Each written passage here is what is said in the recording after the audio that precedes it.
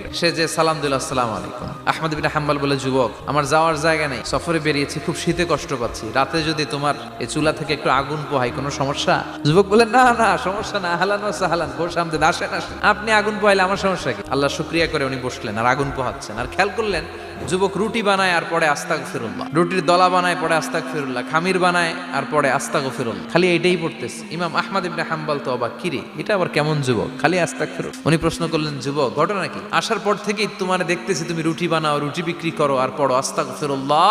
যুবক বলে, আস্তাগফিরুল্লাহ আমার সবচেয়ে বেশি পছন্দের আমল, আমি সব সময় আঠার মতো ইস্তেগফারের সাথে লেগে থাকি আর সব সময় পড়তে থাকি আস্তাগফিরুল্লাহ, আর এর বদৌলতে আল্লাহ আমারে মুস্তাজাবুদ দাওয়া বানিয়ে দিয়েছে। আহমদ ইবনে হাম্বল তো অবাক, তুমি মুস্তাজাবুদ দাওয়া, রুটিওয়ালা? আমি এত বছর হাদিস পড়াই, আমিও তো মুস্তাজাবুদ দাওয়া না, তুমি দোয়া করলেই সব কবুল হয়ে যায়? যুবক বলে, নাম আনা মুস্তাজাবুদ দাওয়া, আমি আমার জীবনে যত দোয়া করেছি কবুল করে নিয়েছে কে?